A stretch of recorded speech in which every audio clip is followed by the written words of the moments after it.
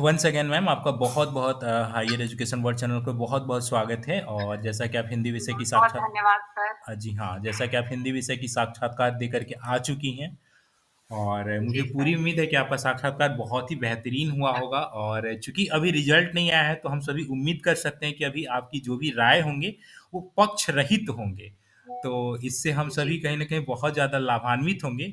तो आपसे विनय अब बहुत ज़्यादा समय जाया किए बिना मैं चाहूँगा आप सभी पहलुओं को रखें मैम। क्या आपने ऐसी कॉमन चीज़ें देखी जो कि अन्य अभ्यर्थियों के संग थी? और क्या आपने नवीन चीज़ों को ज- देखा? जी हाँ मैम, अपनी बातों को रखें। जी जी सर, जैसा कि वहाँ पर जाने के बाद वहाँ विश्वविद्यालय सेवा आयोग और उसके बगल में ही बिहार टेक्स्ट बुक पब्लिकेशन वाला जो भवन है, तो वहाँ दो भवन हैं। तो पहले हम लोग बिहार टेक्स्ट बुक पब्लिकेशन भवन जो है वहाँ गए और वहाँ पर जाने के बाद जैसे पहले हम लोगों से आधार और नियुक्ति पत्र की छाया प्रति वहाँ पर मांगी गई, तो फिर हम लोगों को अंदर जाने दिया गया। और फिर जब अंदर गए तो फिर वहाँ पर जैसे जो वेरिफिकेशन सबने बताया कि अलग-अलग टेबल बने हुए थे और वहाँ पे बोर्ड पर पहले ही लिखा हुआ था कि आपका किस टेबल पर वेरिफिकेशन किया जाएगा।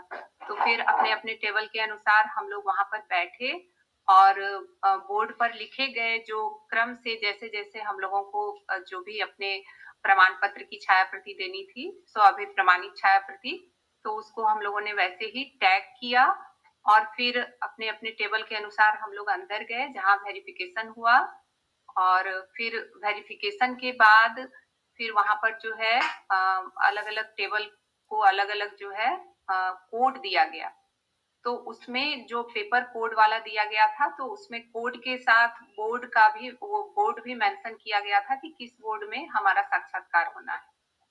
तो फिर हम सबको एक साथ 8वें तले पर विश्वविद्यालय सेवा आयोग के 8वें तले पर ले जाया गया और वहाँ पर जिस बोर्ड में हमारा इंटरव्यू था, अलग-अलग कमरे थे, तो उसके बाहर में हम लोगों को अपने-अपने बोर्ड के सामने हम लोग बैठ गए। क्या तो कुछ वेरिफिकेशन बोर्ड में क्या वेरिफिकेशन अलग तल्ले पर हो रहा था और इंटरव्यू अलग तल्ले पर? हाँ जी सर। एक बिहार टेक्स्ट बुक पब्लिकेशन भवन जो उसके विश्वविद्यालय सेवा आयोग के जस्ट बगल में ही है, तो वहाँ पर हम लोगों का वेरिफिकेशन हुआ और फिर हम लोगों को वेरिफिकेशन के बाद एक कोड दिया गया पेपर और उस पेपर में जो है बोर्ड भी मेंशन था कि किस बोर्ड में आपका होना है। फिर सारे लोगों को एक साथ जैसे मेरा सेकंड शिफ्ट में था, तो फिर 11 बजे जैसे हम लोगों को वहाँ पर रिपोर्टिंग टाइम दिया गया था, तो हम लोग 11 बजे वहाँ पहुँचे और लगभग 1:30 बजे हम लोगों को कोड दिया गया। तब तक सभी लोगों का वेरिफिकेशन हो चुका था, कुछ लोगों का बाकी भी था, लेकिन लगभग उतने लोगों का मतलब जितने लोगों का भी हो चुका था, उन लोगों को कोड मिल गया और 1:30 बजे के बाद हम लोगों को वो विश्वविद्यालय सेवा आयोग के 8वें तले पर ले जाया गया। और फिर वहाँ पर बोर्ड अलग-अलग बोर्ड थे, फिर हम लोग वहाँ बाहर बैठे। तो कुछ बोर्ड में थे कि क्रम से जिसको जो नंबर मिला था, कोड मिला था, उसके अनुसार क्रम से जा रहे थे। लेकिन हम लोगों के बोर्ड में था सुविधा अनुसार जो पहले जाना चाह रहे थे, तो वो जा रहे थे अंदर। तो फिर 2-3 जब अभ्यर्थी चले गए, तो फिर मुझे लगा कि मुझे भी चले ही जाना चाहिए, क्योंकि बहुत देर रुकने के बाद बहुत सारे अभ्यर्थियों को देखकर कभी-कभी परेशान देखकर लगने लगता है कि पता नहीं मेरा भी कहीं आत्मविश्वास कम ना हो जाए। तो सबसे बड़ी बात यही है कि उस समय अपने आत्मविश्वास को बनाए रखना है। तो फिर मैं जब अंदर गई, मैं पूछ कर गई, वहाँ जाने के बाद मैंने सभी को प्रणाम किया, तो फिर वो जो अध्यक्षा मैम थी, तो उन्होंने मुझे बैठने को कहा, लेकिन बैठने को जब तक कहा, तब तक वो मेरा डिटेल बता रही थी कि आपने नेट 2016 में किया है, पीएचडी 2016 में किया है। तो जितना ही ये बता रही थी, मैं बैठ भी पाती तब तक में ही एक सर ने मुझसे कहा कि आपका जो पीएचडी का विषय है, उस पर आप क्या विषय है? तो फिर मैंने बताया कि संचार माध्यम और हिंदी की स्थिति मेरा विषय है।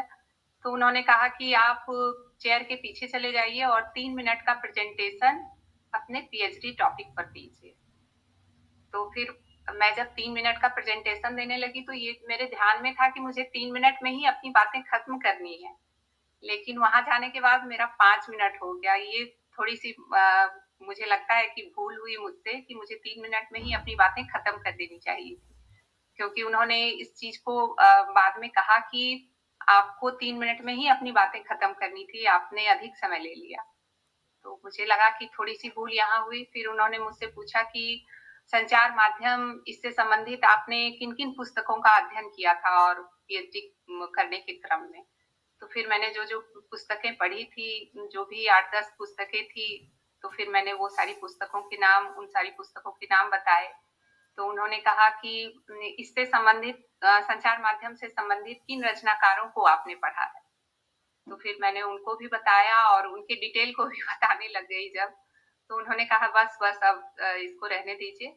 फिर उन्होंने पीएचडी से संबंधित बहुत सारे प्रश्न पूछे, तो जो भी प्रश्न पूछे मैंने सबका उत्तर दिया। उसके बाद उन्होंने पूछा कि पीएचडी के अलावे आप और क्या पढ़ के आई हैं? और आप क्या बताना चाहेंगी? किस विषय को पढ़ के आई हैं और किस विषय पे आपसे प्रश्न पूछा जाए? तो मुझे लगा कि अचानक कोई एक विषय बता देना ये उचित नहीं होगा, तो मैंने कहा कि सर आप जो भी विषय से हिंदी साहित्य से जो भी विषय से आप पूछना चाहें, आप पूछ सकते हैं। इतिहास से पूछ सकते हैं या काव्य शास्त्र से पूछ सकते हैं। चूँकि मैं काव्य शास्त्र ज़्यादा अच्छे से पढ़ के गई थी, तो मुझे लगा कि थोड़ा काव्य शास्त्र पर मैं अधिक जोर देकर कहूँ।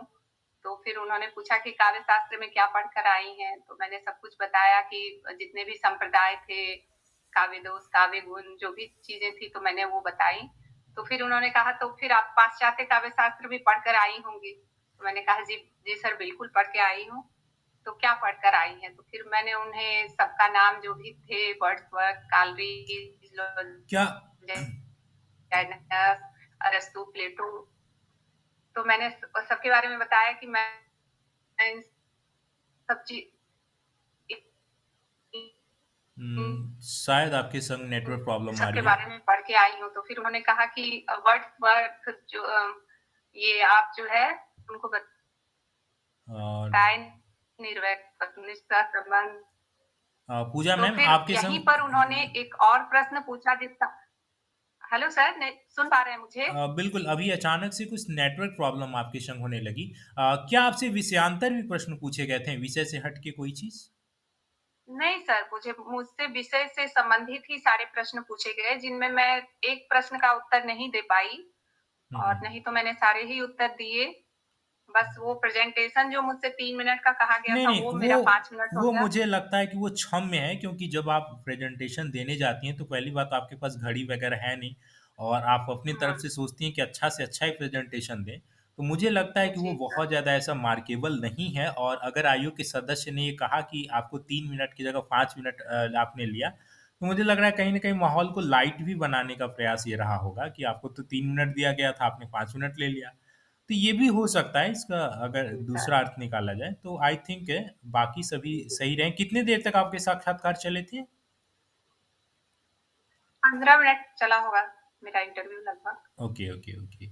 तो ओवरऑल आपने कुछ ऐसी चीज़ें महसूस किया जो कि आपसे कुछ अलग हट के जैसा कि आपने अभी भी बहुत सारे अभ्यर्थियों को सुना, जो कि इंटरव्यू दे कर के आए थे। हाँ, इनसे तो कुछ अलग मतलब पीएचडी से संबंधित विषय पर आपकी पकड़ तो होनी ही है कि उसमें उससे संबंधित कुछ भी पूछा जा सकता है, यहाँ तक कि आपने उसके संदर्भ ग्रंथ में जो भी पुस्तकें दी हैं, उनको भी आप पढ़ कर जाएँ या उनसे संबंधित जिन रचनाकारों को आपने पढ़ा है या जिनकी पुस्तकों का आपने संदर्भ दिया है, उनको भी आप पढ़ कर जाएँ तो ज़्यादा बेहतर होगा क्योंकि वहाँ पर तो कुछ भी पूछा जा सकता है और विषय पर तो आपकी पकड़ होनी ही चाहिए क्योंकि वहाँ पर कोई तय सीमा नहीं है कि आपसे क्या पूछा जाएगा, तो कम से कम स्नातक या स्नातकोत्तर स्तर पर जो भी छोटे-छोटे विषय हैं, उनको अच्छे से पढ़ कर जाएँ और किसी एक विषय पर तो आप ज़रूर अच्छे से 1-2 विषय पर तैयार करके जाएँ, जिसको कि डेमो के लिए कहा जा सकता है और पीएचडी के विषय पर भी डेमो के लिए कहा जा सकता है क्योंकि मुझे तो पीएचडी के ही विषय पर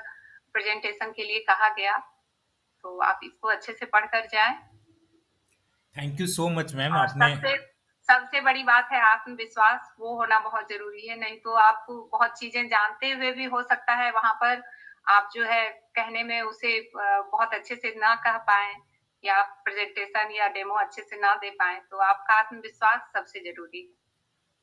thank you so much doctor Pooja Jha ma'am. आपने बड़े ही कम समय में सभी विभिन्न पहलुओं को रखा और मुझे उम्मीद है कि आपसे हम सभी ज़रूर लाभान्वित हुए ही हैं और अन्य भी मेरे जितने व्यूअर्स हैं, वो सभी ज़रूर लाभान्वित हुए होंगे और जितने भी प्रतिभागी यहाँ जुड़े हैं, उनके मन में कोई प्रश्न है, तो हम लोग अंत के सत्र में वो चीज़ें अभी सुनेंगे।